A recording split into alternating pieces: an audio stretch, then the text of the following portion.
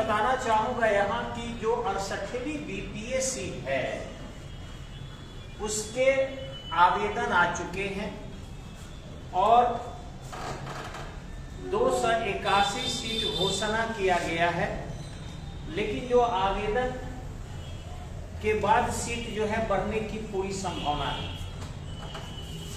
कारण होता है कि बिहार भी दूसरे राज्यों से सीखता है कि आखिर किस तरीके से हम दूसरे राज्य के लोगों को रोक सकें।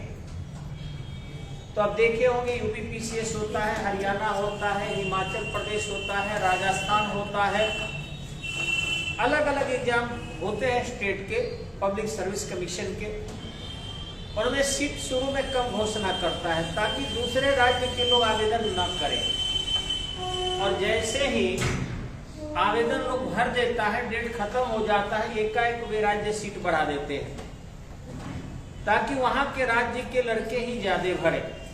तो 281 सीट के अनाउंसमेंट का मतलब ये मत समझिए बिहार के छात्रों कि 281 सीटें कम है। ये मिनिमम बहाली होते होते 500 सीट जाएगा, हो सकता है 700 सीट भी हो। इसलिए सभी लोग फॉर्म भरिए। और जो परीक्षा का डेट है मैं बता रहा हूं आपको, फरवरी है, लगभग उम्मीद है कि 12 फरवरी के आसपास 12 फरवरी के आसपास एग्जाम होगा। तो ध्यान रखेंगे, अभी आपका दिसंबर है, आज दिसंबर स्टार्टिंग वीक है, तो निश्चित रूप से 25 दिन दिसंबर में बाकी है, 31 दिन जनवरी में बाकी होगा, और फरवरी 12 का कार्यालय की व्यवस्था करते करते लास्ट फरवरी जाएगा। तो करीबन 3 महीना आपके पास है। 3 महीना में यदि आप क्रैश कोर्स करते हैं, तेज गति से बिना कथा कहानी के टू द पॉइंट अध्ययन करते हैं, तो आपको फायदा होगा और स्टडी पॉइंट आपको मदद करेगा हर तरीके से। लेकिन आवेदन की कुछ भ्रांतियां हैं जो मैंने बोर्ड पर लिखा है, आप ध्यान से देखिएगा। यहाँ लिखा गया स्पष्टतः कि 68वीं बीपीएससी के नए पैटर्न क्या है, और पद तो खैर ये देख रहे हैं ये बढ़ेगा, ठीक है। मैं खुद लिख रहा हूं कि पद क्या होगा, सीटों की संख्या बढ़ेगी। आवेदन की जो तिथि है वो आप देख रहे हैं यहाँ कि 25 नवंबर से 24 दिसंबर 2022 तक, यानी फॉर्म भरा जाना प्रारंभ हो गया है और बहुत से विद्यार्थी आवेदन कर भी चुके हैं। मेरे यहाँ के विद्यार्थी थोड़ा सा हम लोग भारतीय संस्कृति की मजबूत स्थिति को समझते हैं, तो उनको बृहस्पतिवार को फॉर्म भरवाते हैं, क्योंकि ऋग्वेद के मांडव्य के सूक्त में स्पष्टतः लिखा है बृहस्पति विद्यारंभे। तो हमारे विद्यार्थी इस बृहस्पतिवार को फॉर्म भरेंगे, चाहे 2 भरे, 4 भरे, 10 भरे, पास करेंगे, एकदम श्योर है। इसलिए मैं आपसे भी निवेदन करूंगा कि चाहे आप कहीं से भी हैं, आप मेरे वीडियो को देख रहे हैं तो आप मेरे सहयोगी हैं, तो निश्चित ही अपने परिचितों को आवेदन करवाइए और महिलाओं को ज्यादा से ज्यादा फॉर्म भरवाइए। मुझे इसके बारे में बताना है, लास्ट तक जरूर बने रहिएगा कि कैसे इसमें पेपर सेट होगा, कैसे नेगेटिव अंक इसमें डाले गए हैं पहली बार, दूसरा कि कौन ऐसे प्रश्न होगा जो 2 अंक का होगा, कौन ऐसे प्रश्न होंगे जो 1 अंक के होंगे, और फिर इसका नॉर्मलाइजेशन कैसे किया जाएगा और स्केलिंग सिस्टम क्या होगा। ये पूरा डिटेल एकदम साइंटिफिक तरीके से मैं बताऊंगा, तो इसलिए वीडियो के अंत तक जरूर बने रहिएगा, यानी लाइव बने रहिएगा। तो थोड़ा देखते हैं हम, इसे पहले मिटाना पड़ेगा क्योंकि इसी बोर्ड पर लिखना है। फिर से समझ लीजिए कि 68वीं बीपीएससी के लिए हम आपको बताने जा रहे हैं, सीट 281 है जो निश्चित ही बढ़ेगा। आवेदन की तिथि है 25 नवंबर से शुरू हो गया है 24 दिसंबर 2022 तक, और संभावित है 12 फरवरी को एग्जाम होगा। लेकिन ये मैं बता रहा हूं आपको कि कम से कम एग्जाम 2 मार्च को जाएगा। ध्यान रखेंगे, स्टडी पॉइंट जो कहता है वही होता है, हमेशा ही वही हुआ है। 2 हो जाए 3 हो जाए, यानी फर्स्ट वीक ऑफ मार्च में परीक्षा जाएगा।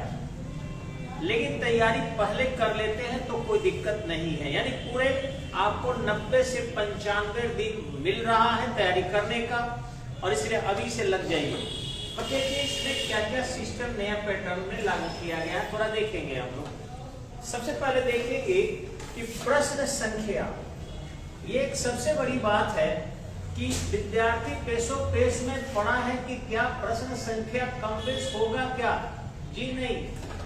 इंडिया का सबसे टफ एग्जाम अगर कोई लेता IAS से भी टफ एग्जाम तो BPSC लेता है। लेकिन अफसोस यहाँ सेंटर पर गार्डिंग नहीं बढ़िया से होता है और चोरी सेंटर पर होता है। मैं गारंटी देता हूं कि आज भी बिहार के बहुत ऐसे परीक्षा केंद्र है जहां चोरी होता है और बजाते व्यवस्था होता है। तो BPSC को सबसे पहले ये चयन करना है कि हमें परीक्षा का केंद्र कहां देना। अब परीक्षा का केंद्र दे दे रिविलगंज, परीक्षा का केंद्र दे दे BPSC का मढ़ौरा, वहां क्या एक DM साहब कहां दौड़ेंगे? पहले तो जुडिशियरी की देख रेख में परीक्षा का आयोजन होना चाहिए। खैर वो छोटी अलग बात है। तो देखेंगे प्रश्न संख्या इसका रहेगा 150 और इसमें अंक जो इस बार रखे गए हैं वह रहेगा आपको 200। ठीक है। अब रही बात कि उसमें 100 प्रश्न जो होंगे ये सामान्य होंगे, यानी साधारण होगा, जो अभी तक रहा है। ठीक है, ये साधारण प्रश्न होंगे और एक प्रश्न 1 अंक का होगा। एक प्रश्न 1 अंक का होगा, ध्यान रखेंगे। एक प्रश्न का कितना नंबर होगा?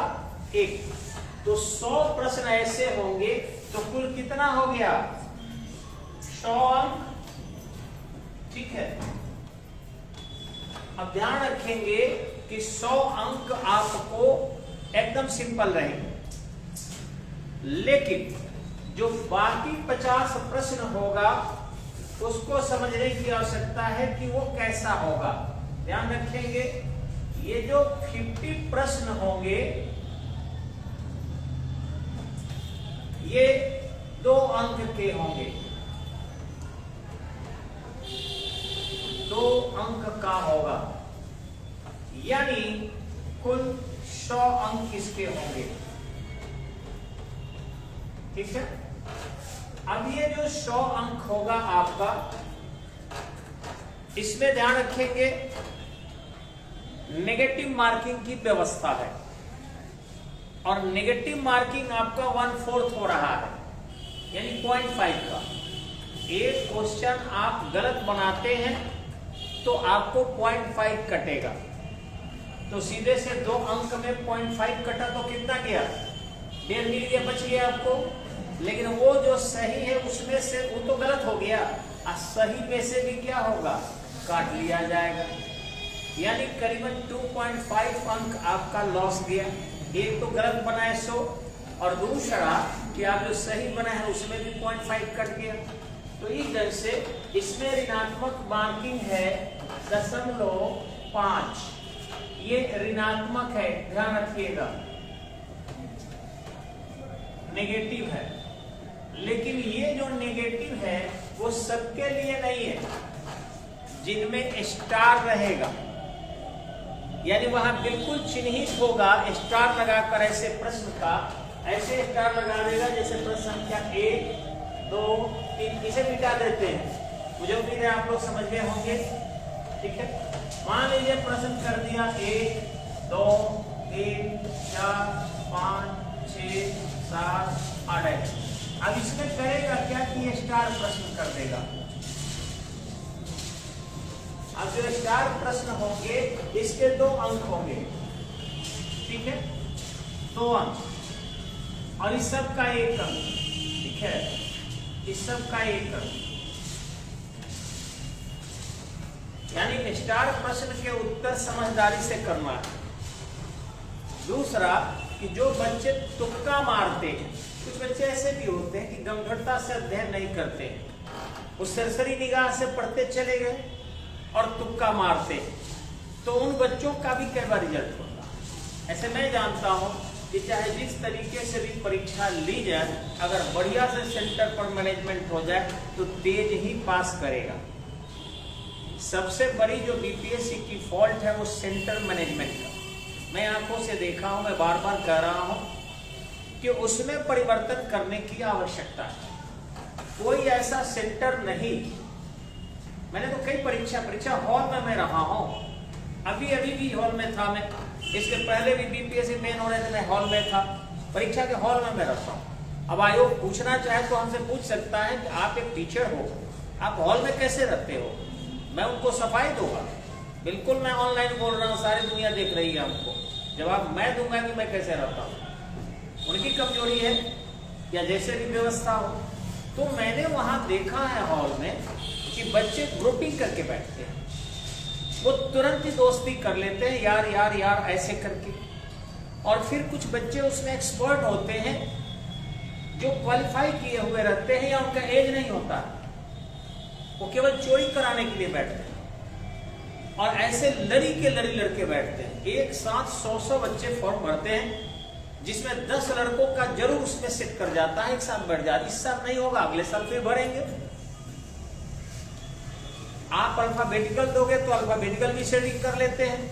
एस लेटर का लड़का है तो 50 वो एस लेटर का लड़का एक साथ जुड़कर काम करता है, एम लेटर है तो 50 वो एम लेटर वाला है, आप कैसे रोकोगे? तो सबसे जरूरी है कि सेंटर पर पूरी तरह डिस्टेंस रखी जाए। हाँ, सरकार जो है 2 चरण में एग्जाम लेगी, एक बहुत अच्छी बात है कि परीक्षा जो है वो क्या होगा, 2 चरण में होगा, ये बीपीएससी ने घोषणा कर दिया है। तो थोड़ा सा लोड जो पड़ रहा है परीक्षा का, वो लोड नहीं पड़ेगा, एक बहुत अच्छी घोषणा है। लेकिन वही सेंटर दे जहां जांच हो। दूसरा कि जो मजिस्ट्रेट उसमें घूमना चाहिए वो नहीं घूमता है। अगर जज लोगों को, अभी तक मैं समझता हूं कि वो बहुत ईमानदार होते हैं, जज लोगों को अगर वहां लगा दिया जाए, या सेना के किसी अधिकारी को जो सेंटर को घूम कर पता लगाए, या बैंक के किसी मैनेजर को या बैंक के स्टाफ को लगा दिया जाए, तो मैं उम्मीद करता हूं कि शायद बहुत सारा गड़बड़ी रुक जाएगा और ऑन द स्पॉट दंडित किया जाए। कोई भी लड़का एक दूसरे से बात करते हुए पकड़ा गया तो ऑन द स्पॉट उनको 5000 का जुर्माना लगा दिया जाए, और नहीं पैसे लेकर गए हैं तो उनके घर तक भेजा जाए, अन्यथा अगले परीक्षा वो नहीं देंगे। सीधी सी बात। और अगर वो चोरी करते पकड़े जाए तो उन पर सीधे 1 लाख का जुर्माना लगाया जाए और 2-4 साल के लिए जेल भेज दिया जाए, दोनों में से कोई एक सजा दी जाए। तो मुझे उम्मीद है कि गड़बड़ी नहीं होगा, लेकिन होता है। जो लड़का पढ़ने में तेज है वो दोस्ती करेगा? नहीं करता। वो तो बैठा हुआ है आराम से एकदम बैठकर, कभी एनसीईआरटी देख रहा है, कभी एनपीटी देख रहा है, कभी बीटीसी की किताब देख रहा है, कभी प्रीवियस पेपर बना रहा है, कभी मॉडल सेट बना रहा है, और टेक्स्ट बुक वगैरह में कोचिंग का नोट्स देख रहा है, अलग अलग प्रोफेसर के सीनियर के नोट्स देख रहा है, परेशान है। वो 24 घंटे में 5 घंटा 4 घंटा सोता है, 2-3 घंटे अपना हल्का फुल्का नहाना कपड़ा धोना वगैरह में उलझा हुआ रहता है, और फिर 18 घंटा 16 घंटा 15 घंटा वो पढ़ रहा होता है। उसको समय कहाँ है कि वो बाहर निकलेगा, दोस्ती करेगा।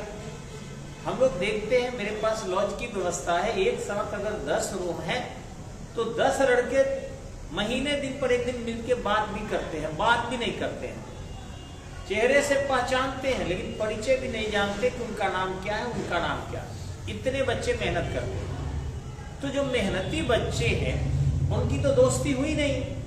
दोस्ती के लिए तो चाहिए, घूमने का वक्त चाहिए। तो जो दोस्ती के करके मास्टरी कर लेता है वो परीक्षा हॉल में उसका दोस्त हेल्प करता है। और सरकार ये कहती है कि नहीं, सेंटर दोस्तों का नहीं पड़ता है, पड़ता है, मैं जानता हूं। तो इसलिए सरकार सबसे पहले ये रोकने का प्रयास करे कि कहीं से भी जहां से सेंटर भेजा गया है उन लोगों को ग्रुप में न दे। मेरे यहाँ के लड़के एक साथ बैठते हैं, हम देखे एक साथ देगा तो अपना छपरा का दे देगा, दरभंगा देता है, या मोतिहारी दे देता है। अब 10-10 लड़के एक साथ मोतिहारी गए, पता चला एक ही हॉल में बैठ गए। 10 लड़के एक साथ दरभंगा गए, एक हॉल में बैठ गए। पटना गए, एक हॉल में बैठ गए। तो एक हॉल में जब बैठेंगे तो उसमें जो तेज लड़का होगा, जिसका कोई दोस्त नहीं है, कोई साथी नहीं, वो तो बेचारा अपने बनाएगा।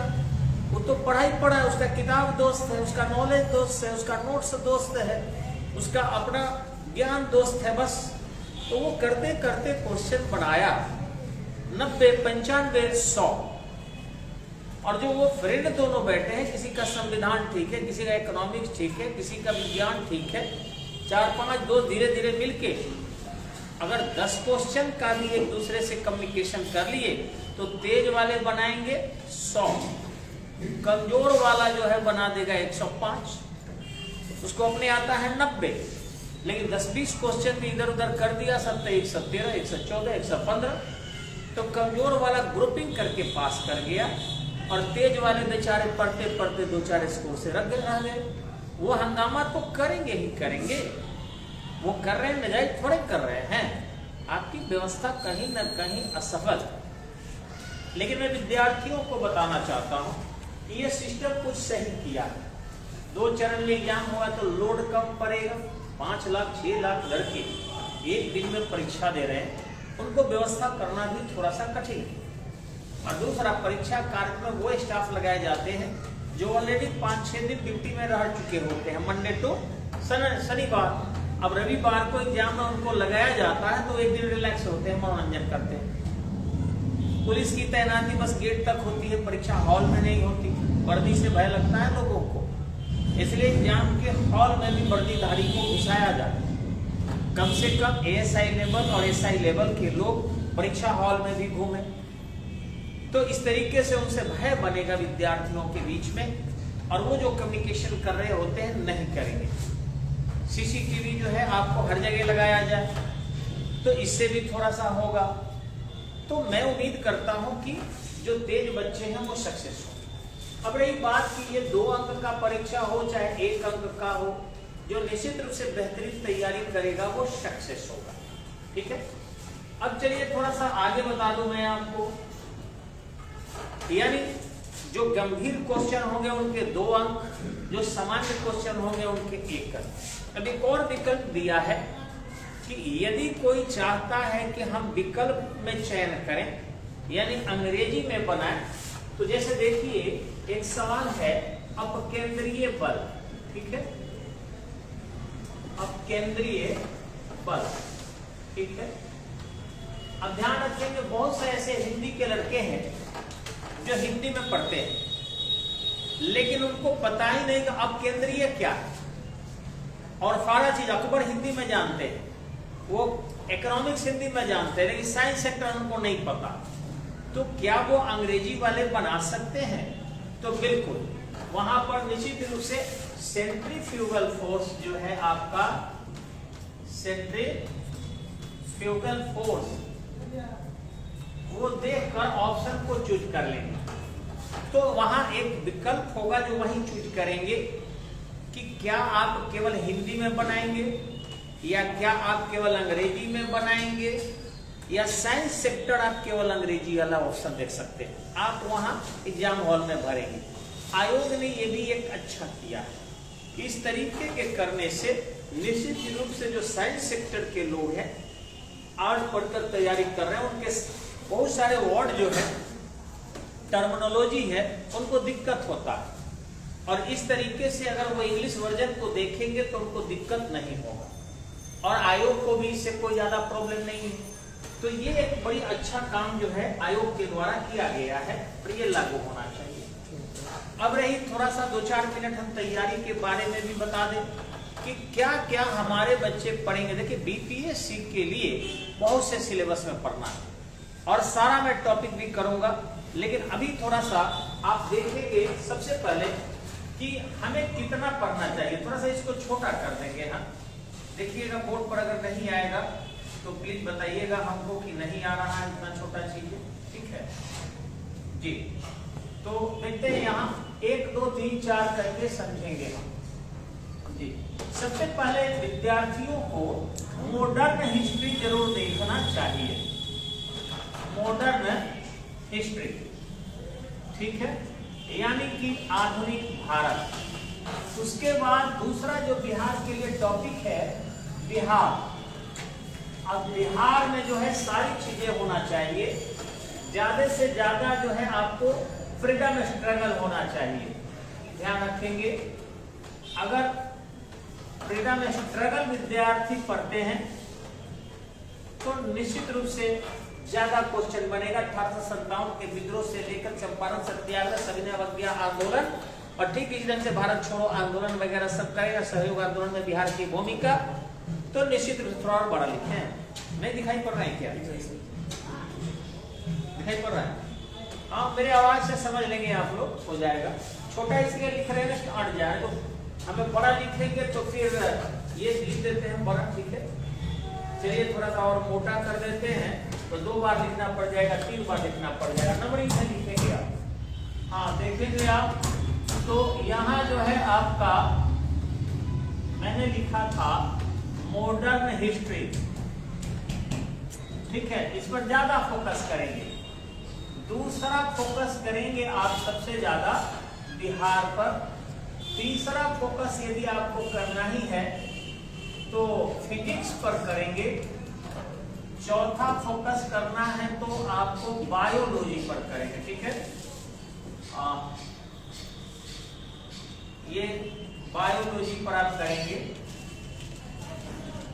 सॉरी, क्या हो रहा है भैया? ज्यादा स्पीड के चक्कर में ज्यादा गड़बड़ हो रहा है ना। हाँ, बायोलॉजी करेंगे आप, और ये क्रम में लिख रहा हूं, इसी क्रम में आप पढ़िएगा तो आपका रिजल्ट निश्चित रूप से हो जाएगा। उसके बाद आप एनवायरनमेंट जो है इसके बारे में अध्ययन करेंगे। फिर केमिस्ट्री तो बिल्कुल ही नहीं देखेंगे। इंडियन कॉन्स्टिट्यूशन देखिएगा, इंडियन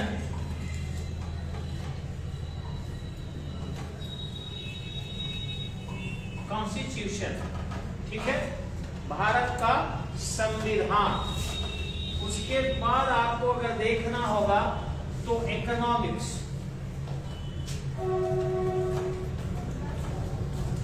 ठीक है। 7 पॉइंट आपने नोट किया, फिर आगे बढ़ा रहा हूं मैं, तो इसे देख लेंगे। मैं फिर से बोल दे रहा हूं, मॉडर्न हिस्ट्री सबसे ज्यादा, बिहार उसके बाद, फिजिक्स उसके बाद, बायोलॉजी उसके बाद। अब कहेंगे कहां से डाल दिए ये दोनों? केवल 8 पढ़ते पढ़ते टाइम लगता है। और ध्यान रखिएगा कैसे पढ़िएगा, मैं ये भी बताऊंगा तरीका आपको, लेकिन अगले बार। एनवायरमेंटल साइंस यानी पर्यावरण, इंडियन कॉन्स्टिट्यूशन, और तब आपको इकोनॉमिक्स देखना है, ठीक है। 7 पॉइंट हुआ, मिला दे इसको जी। उसके बाद आप देखेंगे 8वें पॉइंट में जो आपका है करंट। ऐसे आपको बता दें कि करंट अफेयर जो है बहुत घुमा फिरा के आता है। कभी भी ध्यान रखिएगा, करंट अफेयर 2 साल पहले के देखिएगा, और 6वीं पढ़ना है तो 2019 के घटना पढ़ेंगे और 2022 के पढ़िएगा। 2020 का नहीं पढ़ना है, एक भी कोई घटना नहीं आएगा, और 2021 का एक भी नहीं आएगा। क्या कारण है वो यहाँ बताना उचित नहीं है। थोड़ा सा हिंट देते हैं कि कोरोना था, और कोरोना में सभी लोग जानते हैं कि एजुकेशन सिस्टम जो है बंद था, तो उस 2 साल के क्वेश्चन सेट नहीं होगा। बेवजह आप लोग पढ़ते हैं, बहुत सारा बेस में नहीं खोलता हूं क्योंकि ऑफलाइन में वो सारा बताना ज्यादा अच्छा होता है, ठीक है। तो इन ढंग से करंट अफेयर आप देख लीजिएगा, और तत्पश्चात आप ज्योग्राफी देखिएगा। ध्यान रखेंगे ज्योग्राफी पर जो है कई पार्ट बढ़ते हैं, ठीक है। इसको आप जाने रहे कि इंडियन ज्योग्राफी होता है, वर्ल्ड ज्योग्राफी होता है, फिजिकल ज्योग्राफी होता है। इसमें सबसे ज्यादा फोकस कीजिएगा आप इंडियन ज्योग्राफी पर, ध्यान रखिएगा। ये नहीं कि आप बस वही तारा वगैरह जो है, इंडियन ज्योग्राफी इस पर फोकस कीजिएगा। और दूसरा कीजिएगा अगर आप तो वर्ल्ड ज्योग्राफी पर, और तब जाके आप फिजिकल ज्योग्राफी पर कीजिएगा, ठीक है। ठीक है। सबसे ज्यादा इंडियन, भारत का क्षेत्रफल क्या है, कौन सी नदी कितनी लंबी है, कौन सा शहर किस नदी के किनारे बसा है, कौन सा अयस्क कहाँ मिलता है, यानी ओर्स वगैरह खनिज संसाधन कहाँ मिलते हैं, कौन सी मृदा कहाँ पाई जाती है, कौन से अनाज का उत्पादन कहाँ होता है, ये सब चीजों को ज्योग्राफी में इंडियन में जरूर देख लीजिएगा। नेशनल हाईवे कहाँ है, NW1, NW2, NW3, NW5, NW6, NW7 तक भी घोषणा हो चुकी है, बंदरगाह की घोषणा हो चुका है। इन सबको आप जरूर देख लीजिएगा। यानी इंडियन ज्योग्राफी पर ज्यादा फोकस करना, पर ज्योग्राफी भी थोड़ा सा देख लेंगे। और फिजिकल ज्योग्राफी तो पूरी तरह साइंस है, आप जानते हैं। ये ऑप्शनल में मजा आता है पढ़ने में, लेकिन बहुत लोग बेमतलब इसी पर बहुत सारा ऊर्जा लगा देता है और फिर उनके लिए हानिकारक हो जाता है। इसको समझना है, आनंददायक है, लेकिन आनंद कंपटीशन को पास नहीं कराएगा, ध्यान रखेंगे। आगे देखेंगे आप 10वां जो टॉपिक है आपका, इसमें देखेंगे एग्रीकल्चर आता है, थोड़ा सा ये भी देख लेंगे आप लोग कहता है कि एग्रीकल्चर में क्या आएगा, ध्यान देंगे। जायद फसल क्या है, खरीफ फसल क्या है, ठीक इसी ढंग से रबी फसल क्या है, नकदी फसल क्या है, मिश्रित खेती क्या है, गहन खेती क्या है, बगानी कृषि क्या है, अब तरह तरह के पूछते रहता है, तो एग्रीकल्चर थोड़ा सा देख लेंगे। उसके बाद 11वां आता है आपका एनिमल हस्बेंड्री, ठीक है, एनिमल हस्बेंड्री, इसको भी थोड़ा सा हमें देख लेना चाहिए। अब क्या एनिमल हस्बेंड्री क्या है, पशु एवं पशु चिकित्सा है, इसमें आता है खुरपक्का रोग क्या है, मुहपक्का रोग क्या है, हाथी का ब्याज काल कितना होता है, 6 से 24 दिन होता है, और कौन सा स्तनी है जिसके दांत जो है सबसे ज्यादा होता है, कौन सा स्तनी है दांत कम होते हैं, या बकरी का ब्याज काल क्या है, चूहिया का ब्याज काल क्या है, सबसे छोटा स्तनी क्या है, सबसे बड़ा स्तनी क्या है, ये सब क्वेश्चन में से एक को आएगा, दुइये को आएगा, आता है बाबू, इसलिए इन सब चीजों को जानना चाहिए, ठीक है। अब रही बात आपको बढ़ावा सेक्टर जो देखेंगे आप, वो होता है, थोड़ा इसको मिटा कर बढ़ावा लिख रहे हैं, साफ साफ आएगा, ठीक है। इसमें हमेशा ही ज्यादा फोकस इंडिया को करना है, ठीक है। तो नेशनल ऑर्गेनाइजेशन, इनको ज्यादा फोकस कीजिएगा आप, और इससे क्वेश्चन ज्यादा आएगा, नेशनल ऑर्गेनाइजेशन। उसके बाद देखना है आपको तो इंटरनेशनल ऑर्गेनाइजेशन भी देख सकते हैं आप, इंटरनेशनल ऑर्गेनाइजेशन, ठीक इसी ढंग से आप नेशनल एंड इंटरनेशनल रिलेशन, ठीक है, national and international relation, in area को फोकस कर दीजिएगा। इसी में एक और आता है आपका कि नेशनल एंड इंटरनेशनल मीटिंग, अब ध्यान रखेंगे इन सब को भी आपको कवर करते चलना पड़ेगा, इसको छोड़ेंगे तो गड़बड़ हो जाएगा आपका। ठीक इसी ढंग से आपको एक और एरिया जो सबसे ज्यादा एग्जाम में आता है, यह है विविध, मिसलेनियस, किस देश के संसद का क्या नाम है, किस देश में जो है ड्यूअल गवर्नमेंट है, किसमें सिंगल गवर्नमेंट है, किसमें प्रेसिडेंशियल रूल है, यानी कि अध्यात्मक पद्धति है, ठीक इस ढंग से किसमें लोकतांत्रिक पद्धति है, न्यायपालिका जो है एकल है या फिर स्टेट न्यायपालिका अलग है, नागरिकता एकल है या दोहरी नागरिकता है, इन सब चीजों को जो है इस एरिया के अंतर्गत आपको देखना होगा, एकदम से पूछता है। और इसके विकास की स्थिति जो इकोनॉमिक्स के अंतर्गत आता है वो पढ़ना ही पढ़ना होगा।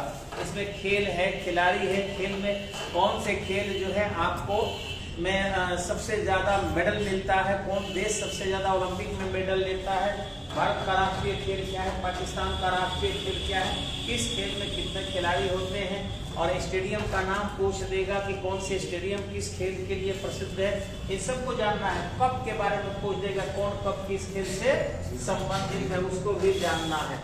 तो इन सब एरिया को एकदम से जानना है। अब इसके लिए बुक्स क्या जरूरी है, तो अभी करेंगे तो बहुत सारे समय लग जाएगा। हम लोग जो बाजार की ये गाइड पर निर्भर है, या छोटे छोटे सड़क चलते जो टपोरी टाइप के जीके जीएस की किताबें मिलती है, उस टपोरी किताबों से रिजल्ट्स नहीं होगा, कुछ नॉलेज जरूर मिल जाएगा, कुछ अपने दोस्तों को जरूर आप पछाड़ते हुए नजर आएंगे, आप वहाँ सीनियरिटी अपना जरूर दिखा पाएंगे टपोरी जीके जीएस से या टपोरी कोचिंग में पढ़ के। लेकिन आप जब तक बेस बुक नहीं पढ़ेंगे आपको सफलता नहीं मिलेगी। तो मैं उम्मीद करता हूं कि स्टडी पॉइंट के विद्यार्थी जहां भी है, जैसे भी है, आप संडे को यहाँ भी बहुत सारे हमारे विद्यार्थी बैठे हैं, तालियों की गड़गड़ाहट से आप आवाज सुन सकते हैं उन लोगों का।